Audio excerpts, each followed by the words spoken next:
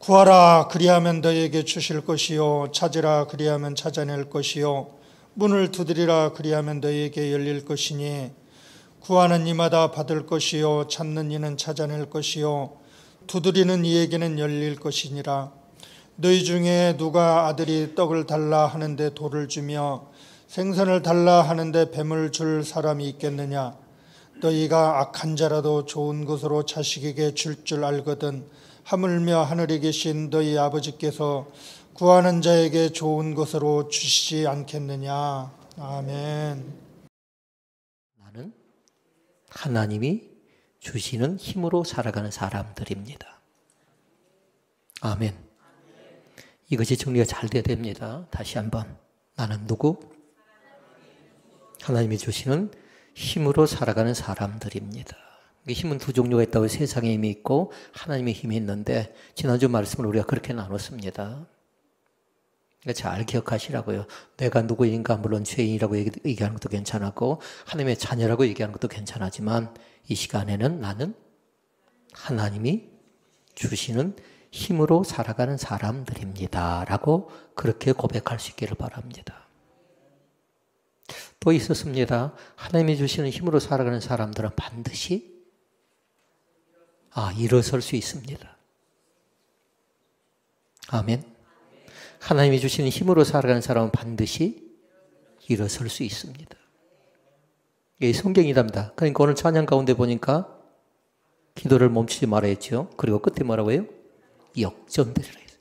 그러니까 뭐냐면 군산사고 야구 선수들이 역전의 명수라는 얘기가 있었거든요. 그런데 우리 믿는 사람들도 역전의 명수 아니고 역전의 용사랍니다. 기억할 수 있기를 바랍니다. 나는 누구라고요? 또 역전의 용사라는 사람도 있겠죠. 나는 하나님이 주신 힘으로 살아가는 사람들인데 하나님이 주신 힘으로 살아가는 사람들은 반드시 일어설 수 있습니다. 제가 지난 주간에 한 줄의 기도 제목을 정했습니다. 그리고 제대로 활동을 못하니까 한 줄을 딱 적어놓고요.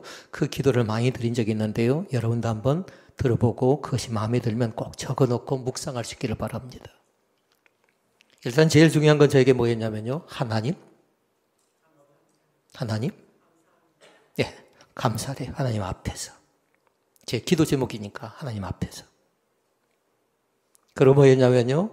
보기를 원하고 듣기를 원하고 깨닫기를 원합니다라는 것이 저의 한 가지의 기도 제목이었습니다.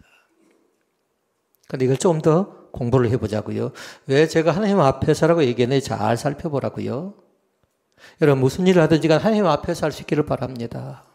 사람을 만나는 것도 하나님 앞에서 하는 것이고요. 예배하는 것도 마찬가지로 하나님 앞에서 하는 것이고요. 영업하는 것도 마찬가지로 하나님 앞에서 하는 것이고 성도의 교제를 나누는 것도 마찬가지로 하나님 앞에서 하는 것입니다. 눈치가 빠른 사람은 아마 거기다 가로 열고 뭐라고 적어놨을까요? 코람데오를 적어놓으시면 됩니다. 코람데오를. 이것을 가지고 신앙이 있는 가 없는가를 판단할 수 있답니다. 하나님 앞에서 하는가, 그렇지 사람을 의식하고 하는가. 사람을 의식하는 사람은 뭐냐면 인기주지요. 그래 하나님 앞에서 하는 사람은 뭐냐면요. 섬김과 나눔과 공동체의 정신으로 이렇게 무장한답니다. 그 다음에 뭐였죠? 하나님 앞에서 보고, 그 다음에 듣고, 그 다음에 깨닫는 것. 여러분 보는 건 잘 볼 수 있기를 바랍니다. 조심할 건 뭐냐면요. 편견을 가지면 안 됩니다. 편견 갖지 마시고 할 수 있는 대로 우리 믿음의 사람은 눈이 활짝 열렸으면 좋겠는데요. 영안의 눈이 활짝 열렸으면 좋겠습니다. 다른 사람들 보지 못한 것을요. 우리는 볼 수 있었으면 좋겠습니다. 다른 사람의 단점을 보는 것 아니라 우리가 해야 될 사역들이 있고 우리가 해야 될 사명들이 있고 내가 그 일을 하지는 안 된다는 그 사명감이 있거든요. 그것이 눈에 보이지면요. 망설이지 마시라고요. 설령 나에게 손해가 된다 할지라도 나를 포기했죠. 그러면 그것은 사명감이라고 생각하고 내가 책임과 함께 그것을 임할 수 있기를 주의 이름으로 부탁을 드립니다. 이 시간 점검해 보시라고요. 내가 보는 게 제대로 잘 보여지고 있는가. 그런데 보니까 저는요. 보여지는 것 자체가 옛날 같지 않다는 생각을 해봐요. 여러분 어떻습니까? 보는 것 자체가 옛날엔 좀 청명하고 옛날엔 좀 투명하고 옛날엔 좀 바르게 볼 수 있었는데 가면 갈수록 이기적임이 제 안에 있는 것 같아요. 이걸 어떻게 하면 좋겠습니까? 여러분도 보는 것에 있어서요, 영안이 활짝 열려져서요, 하나님이 주시는 맑은 영이 여러분 가운데 넘쳐날 수 있기를 주의 이름으로 축복을 드립니다. 듣는 것. 잘 들리십니까? 아멘 하셔야 되는 거 아니에요? 잘 들립니까? 들려야 된답니다. 예배 때는. 예배 때 들리지 않으면 반응이 없답니다. 예배 때는. 그러니까 예배에 잘 들린다는 건 뭐냐면요, 하나님의 음성이 대체 이 시간에 나에게 뭐라 말씀하시는가? 이 사건 속에 하나님의 음성은 대체 나에게 뭐라고 말씀하시는가? 교회 오는 것이 중요한 것이 아니라는 겁니다. 이 시간에도 하나님의 음성을 듣는 귀가 열려지는 귀한 은혜가 우리 가운데 넘쳐날 수 있기를 바랍니다. 그러면 듣는다 할 때 중요한 거 있어요. 반드시 뒤에다 뭘 적어놔야 될까요? 경청을 적어놓을 수 있기를 바랍니다. 경청하면 생각나는 사람이 있죠? 루디아. 루디아는 하나님을 공경하는 사람입니다. 하나님을 잘 공경할 뿐만 아니라 하나님의 말씀을 경청했던 사람이 루디아라는 사람입니다. 이 시간 사랑하는 여성들은 루디아의 신앙을 꼭 가질 수 있기를 바랍니다. 입의 신앙은 한계가 있답니다. 그런데 뭐냐면요, 귀로 잘 듣는 신앙은요, 경청이랍니다. 경청. 하나님이 나에게 말씀 주실 때 흘려버리지 마시고 그 말씀을 귀담아 들을 수 있기를 바랍니다. 그리고 깨닫는다. 이 시간도 마찬가지입니다. 말씀을 듣고 통회하고 자복하는 귀한 역사가 나타날 수 있기를 바랍니다.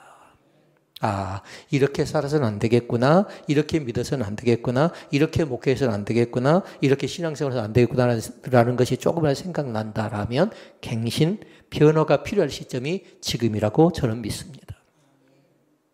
그래서 점검을 해봐야 돼요. 내 신앙 이대로 괜찮은가?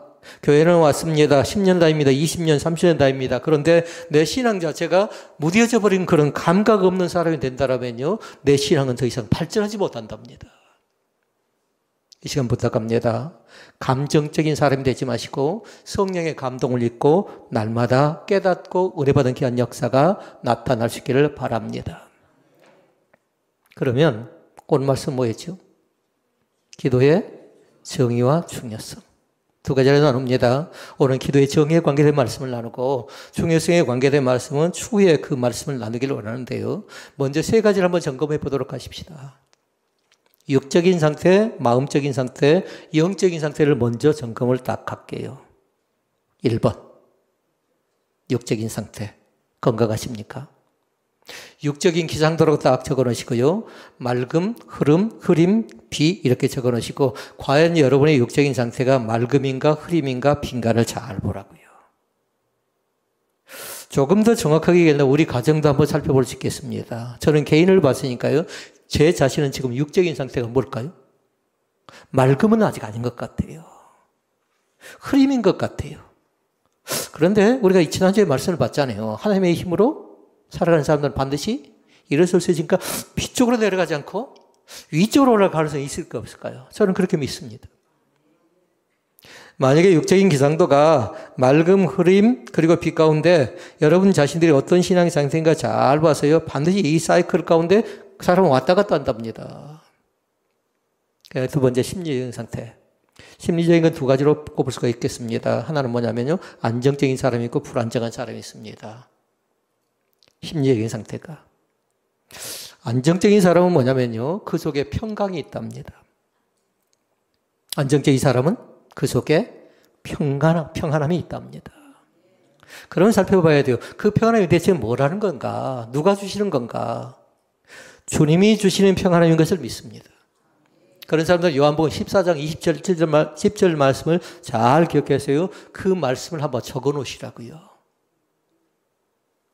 그런데 심적인 상태 보니까 좀 불안정한 사람이 있어요. 이 시간도 마찬가지 불안하고 초조하고 긴장되고 눈치 보고 뭔가 말씀이 잘 들어오지 않는 사람은 심리적으로 좀 문제가 있는 사람이라고 생각하면 돼요. 그럼 제가 한 사람 당신이 심리적으로 안정된 사람, 당신이 심리적으로 불안정한 사람 그렇게 지적할 수는 없고요. 내가 나 자신을 진단하는 영적 진단법이 우리 가운데 먼저 임할 수 있기를 바랍니다. 심리적으로 불안하다? 그럼 그걸 없애야 되겠잖아요. 죄다 그러면 그 죄를 차단시켜야 되겠잖아요. 원인이 무엇인가 봐서 그걸 극복해 나가야 되는데 그것을 알고도 고쳐나가지 못하죠. 그러면 계속해서 이번 주도 마찬가지, 다음 주도 마찬가지. 이 시간 부탁합니다. 귀가 열려져서 말씀이 귀담아 들려지고요. 그 말씀 자체가 깨달아져서 마음속 깊은 곳에 새겨지는 귀한 은총이 우리 가운데 넘쳐날 수 있기를 바랍니다. 육적인 기상도를 받고요. 그리고 심리적인 상태를 받고요. 그 다음에 영적인 모습을 한번 봐보도록 하십시다. 이 시간 부탁합니다. 영적으로 우리 믿음의 사람들이 누가 봐도 안정감이 넘쳐날 수 있기를 바랍니다. 왜냐하면 여러분 자신들이 꿈꿔야 될 게 두 가지가 있어요. 하나는 뭐냐면 건강한 교회를 꿈꿔야 되고 하나는 행복한 교회를 꿈꾸는 거잖아요. 그러니까 하나님께서 주신 기관이 두 가지가 있어요. 가정과 교회라는 기관을 주셨잖아요. 가정도 영적으로 평강이 넘쳐나고요. 그리고 여러분의 교회도 마찬가지로 영적으로 평강이 넘쳐나는데 나 한 사람의 평강은요. 교회를 교회되게 하는데 결정적인 역할을 한답니다. 아멘. 나 한 사람 신앙 그까짓 것 하지 마시라고요. 나 한 사람이 어떤 안정감을 갖는가. 나 한 사람이 찬양합니다. 기도합니다. 하나님을 바라봅니다. 하나님 앞에 살아갑니다. 그것이 교회의 크나큰 보탬이 된다는 사실이에요. 사람들은 쉽게 생각합니다. 그런데 나란 존재가 그런 사람이에요. 왜요 우리는? 아까 우리는 뭐라고 했냐면 역전 뒤에 뭐라고 했어요? 하나님의 용사라고 했어요. 하나님의 용사라고요.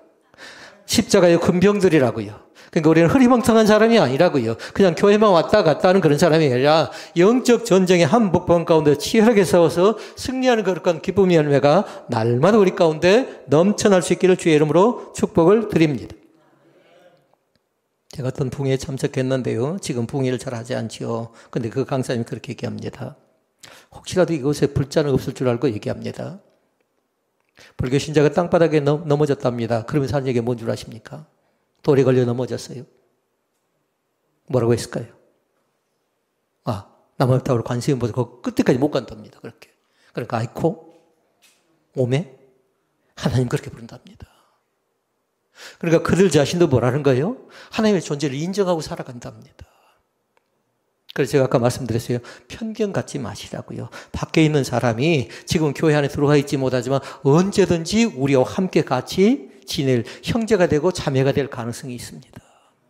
넌 안 돼 하고 정지하지 마시고 난 들어왔으니까 나는 구원받은 사람하고 쉽게 착각하지 마시고요. 우리는 구원의 자녀이면서도 그들과 함께 더불어 살아가는 공동체를 이뤄낼 가능성이 있는 사람인 것을 믿습니다. 여러분 한번 살펴보십시오. 만약에 평소에는 잘 기도하지 않는 사람이 언제 많이 기도하는가를 잘 보라고요. 제가 물어볼까요? 갑작스럽게 나에게 질병이 찾아왔는데요. 불치병이래요. 고치지 못한 병이래요. 다른 사람이 누가요? 내가요. 조금 이따 오후 모임 때 그 드라마를 한번 볼 건데요. 한 여성이 음악 교사가 있습니다. 그런데 그 여성이 10년 동안 아이를 낳지 못하다 10년 동안 아이를 낳았는데 대장암 사기에 걸려 있습니다. 한편은 휴먼 드라마입니다. 제가 말씀을 준비하는데 유튜브에 그 기사가 떠가지고 그걸 보다가 말씀 준비를 제대로 못할 뻔했어요. 감동이었어요. 처음에는 적당히 시차가 다 말려고 했는데요. 55분 정도 가까이 됐는데 그걸 끝까지 볼 수밖에 없었습니다. 임종하는 장면이 나옵니다. 아이와 작별하는 장면이 나옵니다. 그래서 하나님 나라의 그런 기쁨을 체험하는 그 광경이 나오는데요. 너무나도 감동적인 휴먼 스토리였습니다. 사람들이 불치의 병에 걸렸다는 생각이 들면요. 그런 진단을 받고 나면 두 가지 기도를 한답니다. 하나는 뭐냐면 하나님 한 번만 내가 만약에 그 입장이라면 여러분 뭐 하겠습니까? 하나님 나에게 한 번만 하나님 한 번만 살려주십시오. 그런데 하나님이 그 기회를 주지 않습니다. 그럼 어떻게 하냐면 조건을 걸지요. 살려만 주신다라면 이제 믿음 생활 잘하겠습니다라는 조건을 건답니다. 그래도 하나님이 응답하지 않죠. 그러면 또 하나님께서 소원합니다. 목숨만 살려주시면 내가 가지고 있는 재산이라든가 내가 할 수 있는 모든 것을 다 헌신해서 바치겠습니다라고 그렇게 또 약속한답니다. 이게 첫 번째 부류의 사람입니다. 두 번째 부류의 사람이 있습니다. 이 사람들은 뭐냐면요. 아버지의 뜻대로 되어지기를 원합니다. 눈만 깜빡거리시면 안 되는데. 아버지의 뜻대로 되어지기를 원한답니다. 그러면서 얘기합니다. 예수님께 그렇게 기도하셨죠. 내 영혼을 아버지 손에 의탁하나이다. 불치병이라고요. 고칠 수 없는 병이라고요. 시간을 한정받았다고요. 그러니까 그 자신은 그렇게 기도합니다. 하나님 내 영혼을 받아 주옵소서라고 그렇게 간절한 마음으로 하나님께 드림의 기도를 드린답니다. 근데 그때가 우리 가운데도 올 때가 있답니다. 좀 빠를 수도 있고 좀 늦을 수도 있고. 그리고 예배 전에 우리 조창섭 장로님 앉아가지고 뭐 했냐면요. 구원에 대한 확신이 있는가 없는가. 이미 확신은 저는 있다고 생각해요. 저는 우리 김순현 권사님 우리 장모님께서 아멘을 크게 하실 줄 알았는데 구원에 확신이 있다고요. 지금 잘 안 들리시구만요. 구원에 확신이 있습니다. 구원에 확신이 있습니다. 저는 볼 때요, 이제 머리 쪽 기능은 기억하고 생각하고 판단하는 기능은 다 떨어져 버렸는데 그래도 발의 기능은 남아서요. 어디 오셨어요? 어디 오셨어요? 교회 오신 줄로 믿습니다. 교회 오신 줄로 믿습니다. 예수님 누구장 모르는 하나님의 아들이래요. 박수 해줘야 되지 않아요? 우리 장로님들과 같이 박수 쳤어요. 아멘도 해보시고. 잘 안 하시려고 하더라고요. 왜냐하면 생명이 언제 어느 때까지 될지 모르니까 지금 확인해 놓는 거예요. 사랑하는 성도 여러분, 나에게 주어진 그런 기도들을 결단코 잃어버리지 않기를 원합니다. 사랑 급하면 누굴 찾아요? 그때라도 하나님을 찾을 수 있기를 바랍니다. 그때 다른 방법 동원하지 마시라고요. 꼭 죽음만 급한가요? 먹고 사는 문제도 급한 겁니다. 자녀들이 잘 되는 것도 급한 겁니다. 나의 건강 문제도 급한 겁니다. 그럴 때 다른 것 찾지 마시고 다른 것도 의존하지 마시고 하나님을 간절히 찾는 귀한 역사가 나타날 수 있기를 주님의 이름으로 부탁을 드립니다. 왜 사람들이 절박하지 않을까요? 왜냐하면 기도 제목이 절박하지 않기 때문에 그런 겁니다. 그러니까 신앙생활이 그래서 감각이 없는 겁니다. 우리 장로교에서 중요한 사람은 칼빈이라는 사람입니다. 근데 칼빈은 그렇게 얘기했습니다. 하나님의 은혜를 받는 수단이 두 가지가 있대요. 하나님의 은혜를 받으려면 하나는 뭐냐면요. 말씀의 통로를 거쳐야 된답니다. 그러니까 지금 우리가 말씀을 나누고 있잖아요. 그러니까 지금 하나님의 은혜를 받을 준비를 하고 하나님의 은혜를 받는 사람들이 이 가운데 앉아 있습니다. 하나님의 은혜를 받는 수단은 첫 번째, 말씀의 통로를 차단하지 마시라고요. 말씀의 통로를. 그리고 또 한 가지가 있답니다. 말씀 다음에 뭘까요? 우리 장로교에서. 사람들이 대체적으로 뭐라고 얘기하냐면요. 기도라고 얘기하는 사람들 기도가 아니에요. 뭘까요? 이제 잃어버리지 않기를 원합니다. 항상 우리 기독교는 뭐냐면요. 말씀과 성례전이 같이 간답니다. 성례전. 성찬식 하는 거 있잖아요. 최후에 만찬 있잖아요. 이 두 가지를 잃어버리지 마시라고요. 그러니까 칼빈은 은혜 받은 통로 자체를 말씀의 통로로 얘기했고 그리고 성례전을 꼽았습니다. 믿습니까? 이 두 가지를 잘 기억하라고요. 그런데 우리 기독교인들이 많이 보는 책자가 또 하나 있어요. 신앙 고백서가 있는데요. 웨스트민스터 신앙 고백서라는 게 있는데요. 그리고 기독교 강요라는 것이 있습니다. 칼빈이 이렇게 했는데요. 거기에는 한 가지를 더 플러스해 놔요. 이제 대답해야 돼. 그게 뭘까요? 그것이 기도답니다. 그리고 믿음의 사람들은 반드시 말씀, 아멘, 그리고 성례전, 그리고 하나, 기도가 중요하다는 것입니다.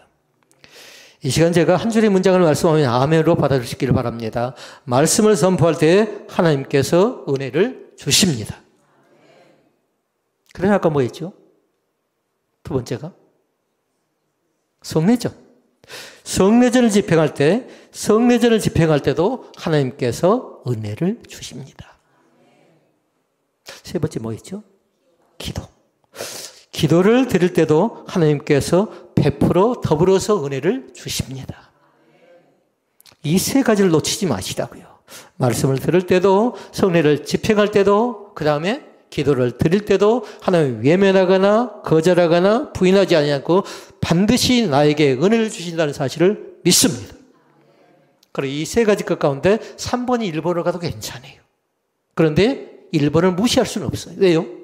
말씀을 준비한 사람은 뭐가 필요할까요? 3번이 필요해요. 3번이 아까 뭐 했어요? 기도가 필요하답니다. 기도 없이 말씀을 준비하죠. 기도 없이 말씀을 듣지요. 그러면 성령의 역사가 나타나지 않는답니다. 머리로는 머물러요. 그런데 그것이 가슴에 와닿지 않는답니다. 그런데 이 시간 진정으로 부탁합니다. 말씀을 가슴으로 받을 수 있기를 바랍니다.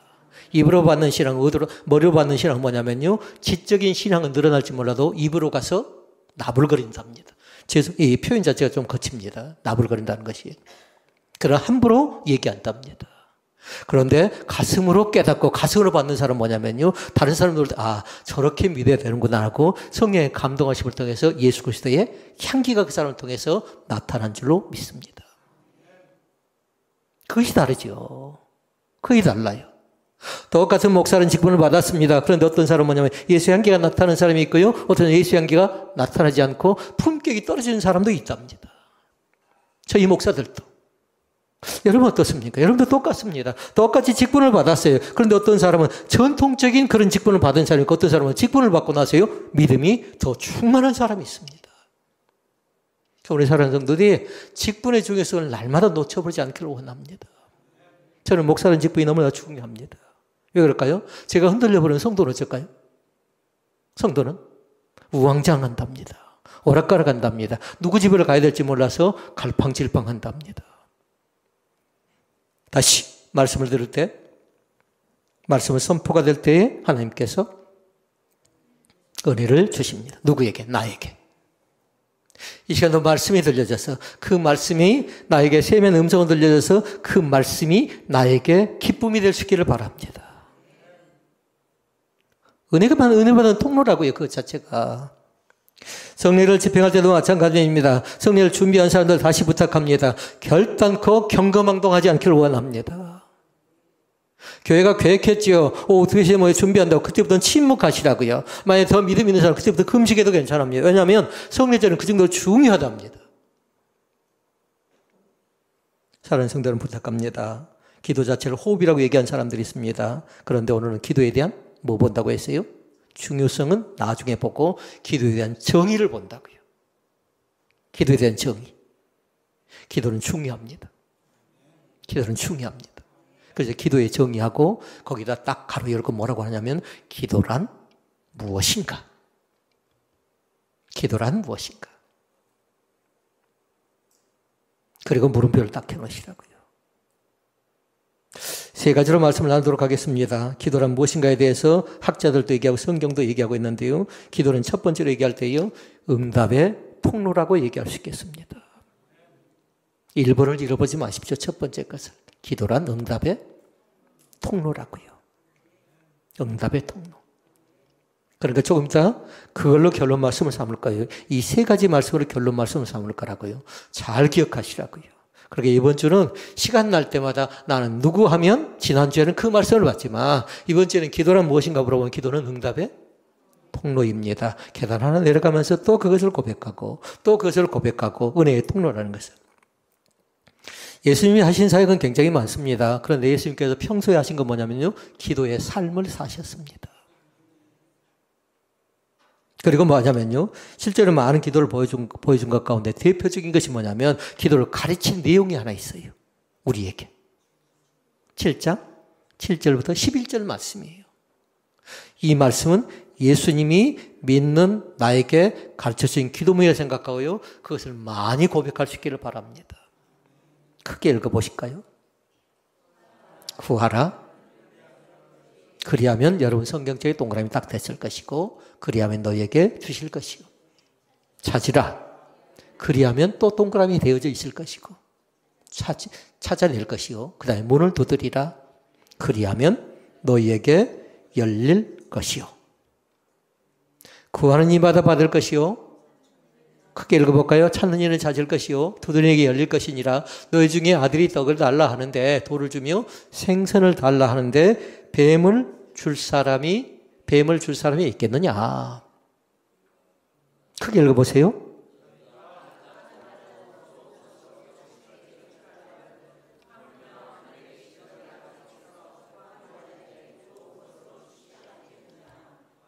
아멘. 거기다 두 가지를 딱 적어 놓으시라고. 여러분이 성경에 적어 놓던, 여러분이 노트에 적어 놓던, 노트에 적어놓은 사람 마태복음 7장 7절 말씀을 쭉 적어놓고 밑에 적어놓는데 뭐냐면 첫 번째 것은 뭐냐면요. 기도하면 응답받습니다. 그래서 우리 지금 뭘 보고 있어요? 기도는 응답의 통로를 지금 보고 있는데 그 말씀 가운데 보니까 뭐예요? 1번이 기도하면 응답받습니다. 말씀의 근거는 그겁니다. 구하면 주신다. 그리고 찾으면 찾아낸다. 두드리면 열린다라고 분명하게 말씀해 주십니다. 그러니까 기억하고 그것을 믿고 그대로 받아들일 수 있기를 바랍니다. 기도하면 반드시 하나님이 나에게 응답 주신다라는 것이 약속이에요. 그 다음에 또 한 가지가 있습니다. 하나님이 육신의 아버지보다 구하는 자에게 더 좋은 것을 주신다라고 말씀하십니다. 2번도 띄워볼래요? 2번 잘 읽어보세요. 읽어볼까요? 하나님은 육신의 아버지보다 구하는 자에게 더 좋은 것을 주신다라고 말씀합니다.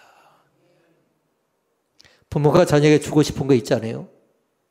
나누고 싶은 게 있잖아요. 함께하고 싶은 거 있잖아요. 그런데 육신의 아버지보다도 하늘 아버지께서 우리에게 더 많고 좋은 것을 구하지 않는 것까지도 더불어서 우리 가운데 주실 줄로 믿습니다. 그 말씀의 근거가 나옵니다. 하물며에 있어요. 하물며. 읽어볼까요? 하물며 하늘에 계신 너희 아버지께서 구하는 자에게 좋은 것으로 주시지 않겠느냐. 이렇게 말씀합니다. 그러니까 그 말씀 뭐예요? 반드시 구하면 좋은 것으로 나에게 주신다라고 믿습니다. 그 사실을 기억할 수 있기를 바랍니다. 야고보서 1장 5절 말씀에 얘기합니다. 읽어볼까요? 너희 중에 누구든지 지혜가 부족하거든 모든 사람에게 후히 주시고 꾸짖지 아니하시는 하나님께 구하라. 그리하면 주시리라. 누구에게? 구하는 자에게. 구하는 나에게, 우리 가정에, 우리 교회 가운데 넘치도록 충만하게 채워주실 줄로 믿습니다. 그냥 주는 거 아니라고요. 풍성하게 주신다고요. 넘치도록 주신다고요.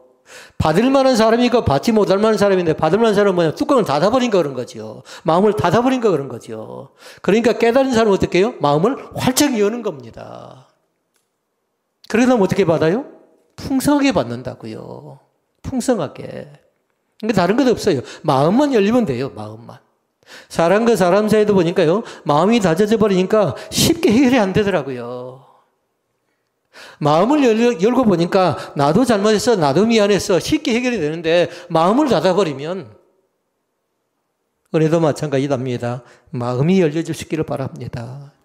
그래서 제가 서두에 말씀드렸습니다. 코람 대회에서 보고 영안 얘기했고 듣고 경청 얘기했고 깨닫는 건 마음이 깨달아지는 거죠. 깨닫는 건.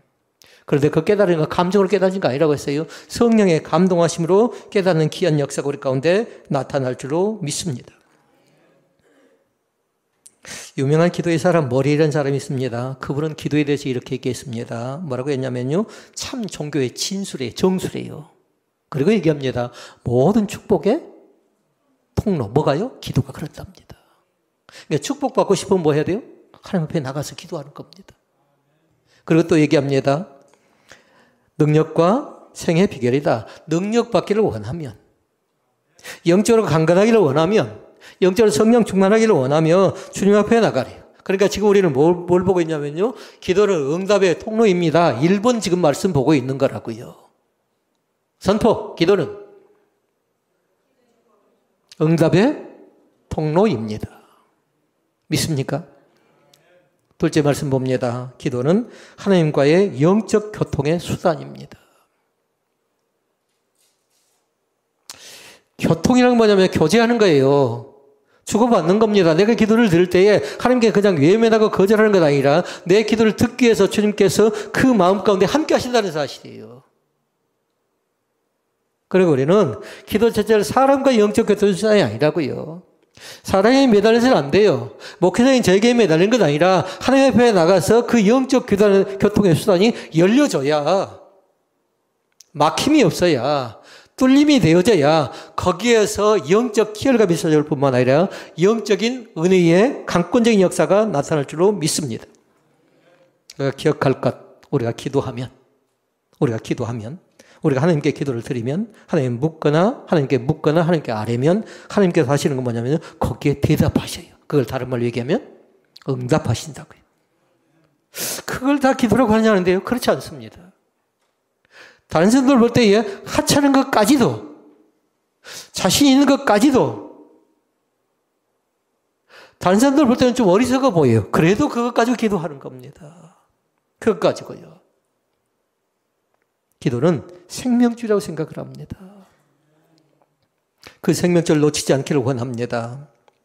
시편 34편 말씀을 나중에 여러분요 꼭 찾아서요 관심 있게 묵상을 꼭 해보도록 하세요. 시편 34편 4절 말씀과 11절 말씀을 볼 건데요. 4절 말씀을 먼저 한번 읽어볼까요? 내가 여호와께 간구 기도하면, 그 다음에 하나님 뭐 하세요? 하나님 응답 주신대요. 그리고 뭐예요? 내 모든 두려움에서 나를 건지셨도다 얘기합니다. 두려움이 있고 불안이 있고 염려가 있고 근심이 있고 고통이 있고 아픔이 있다면요 다른 곳에 숨지 마시고요 온전히 주님 앞에 기도해서 응답받고 두려움 가운데서 건진받은 귀한 역사가 나타나시기를 바랍니다. 11절 말씀, 너희 자녀들아 와서 주님 앞에 나와서 내 말을 들으라. 내가 여호와를 경외하는 법을 너에게 가르치리로다라고 말씀합니다. 사랑하는 성도 여러분, 기도는 하나님과의 영적 교제의 수단입니다. 기도는 누구하고? 하나님과의 영적 교제의 수단입니다. 만약에 빨간 볼펜이 있으면 하나님을 쓸 때는요 빨간 걸 딱 써보라고요. 기도는 하나님과의 영적 교통의 수단입니다. 유튜브로 예배를 들으신 분들이 계실지 모릅니다. 아까도 보니까 6분이 들으셨던데요. 유튜브로 말씀을 듣는 사람들도 꼭 그렇게 한번 적어보세요. 기도는 하나님과의 영적 교통의 영적 교제의 수단입니다. 누군가는 적었을 것 같아요.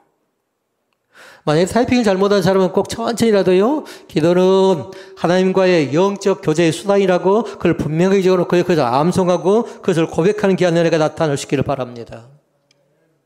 사무엘하에 얘기합니다. 22장 7절 말씀에 보니까 같이 읽어볼까요? 내가 환난 중에 여호와께 아뢰며 나의 하나님께 아뢰었더니 그가 그의 성전에서 내 소리를 들으시며 나의 부르짖음이 그의 귀에 들렸도다.